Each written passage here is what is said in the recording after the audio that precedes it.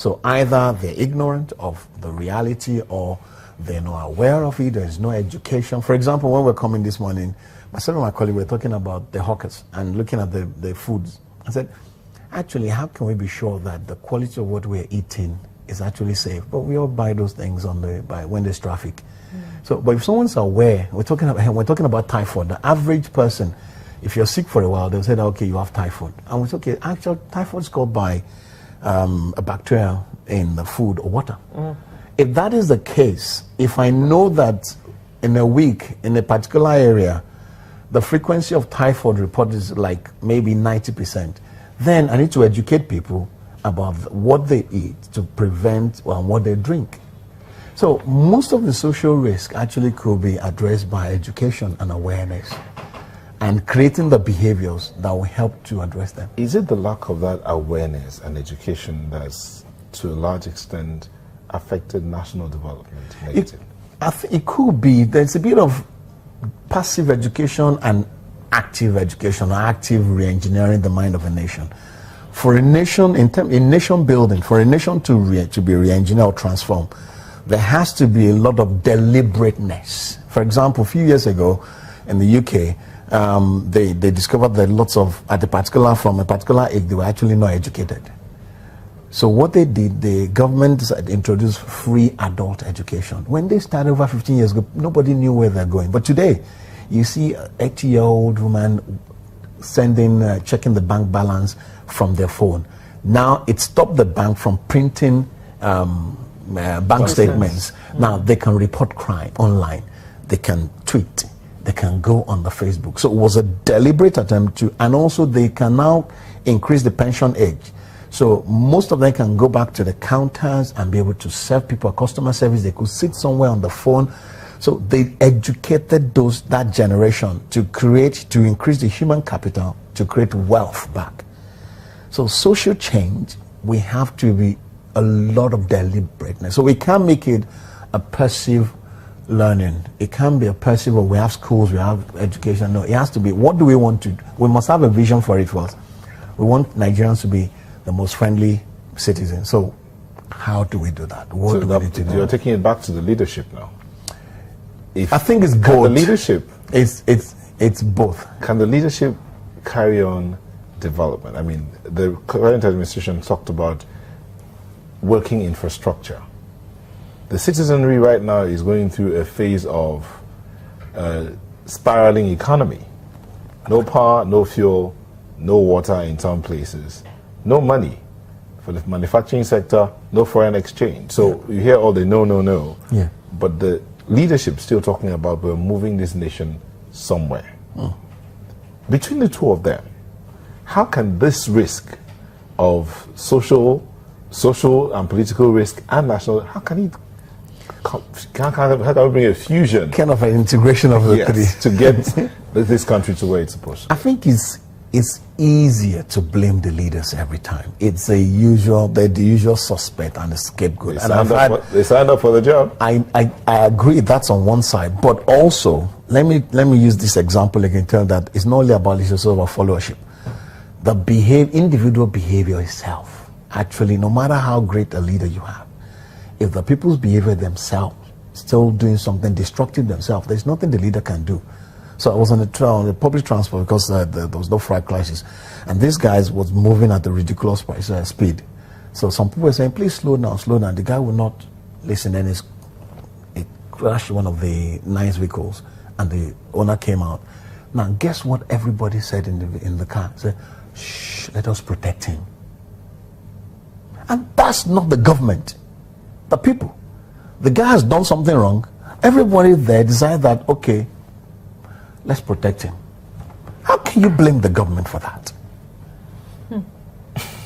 This is the reality of where we live. So, and until we actually take responsibility back, say, listen, I'm responsible. If everyone individually start doing something about their health, there's something government should do. Agree. Create the platform, the environment, the infrastructure for ordinary citizens to move. But also we have responsibility to do certain things and to also behave in certain ways. Now, going opposite the lane, Okada man facing you on one vehicle, that's not government. Yeah, government will have something to do with that, but we are responsible. Where government will come in is the enforcement and to make sure that there are consequences. I've listened to everybody talking about it all morning, so that's government. But also individuals respond that if someone says this, let's do it that way. So we have responsibility, the government and the followers. Okay, how can SMEs and individuals adopt and operate a risk management system successfully, effectively? That's a very good question. I think also the problem is the fact that, or the challenge is the fact that when we use the word risk management every time, people don't understand it. Just like when I first used the word risk and your reaction. But the moment you tell an SME that I want to help you to grow your capital, your profit. So my cousin is starting Bolly roasting business and said, okay, I would like you to borrow me 100,000 naira. I am the one financing the guy. So one, I want to make sure that I will not lose the money. Two, he will make profit from the money. So what the risk management will do for the SME is, okay, where to understand this is my business, what are the things that will hinder me from breaking even, making profit, or even losing the capital. Say for example, rain. Most people don't know that in Lagos we have at least average of, I was told, about 150 days of rain in a year. And if you're going to be outside and whenever it rains heavily, it's going to affect your sales. So a good SME will think, okay, what should I do when it rains to make sure that I can sell?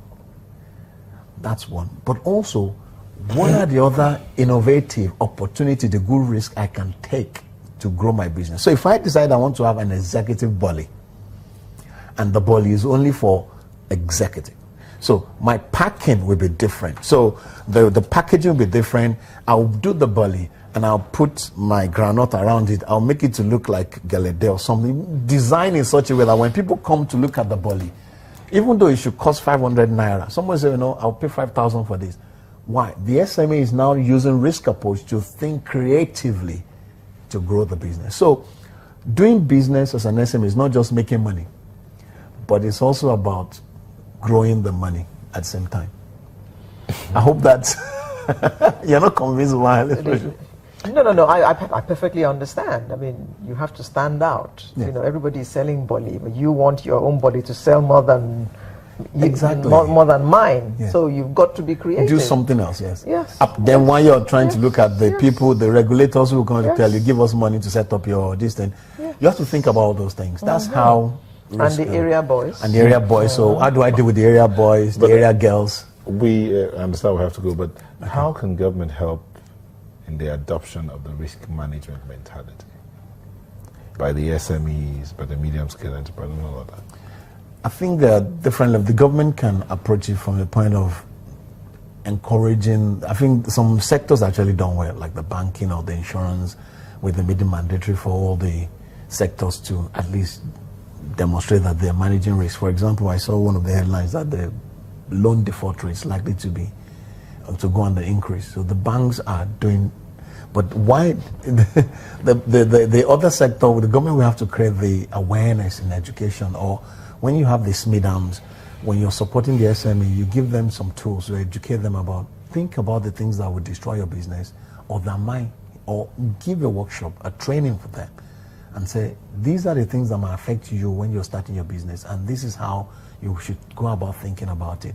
If you lack capital, these are the other alternatives. But also talk to people to make cost of capital lower, help the banks to reduce the rate of interest, but inform them some simple tools, not academic grammar of using risk words, just a something that they will understand that will help them to get the job done. I don't know why. Okay, thank you very much, Mr. Joachim Adenusi, CEO, Conrad Clark Nigeria Limited, on risk management and national development. Thank you very much for coming. Thank you. Sunrise will return with the home stretch in just a moment.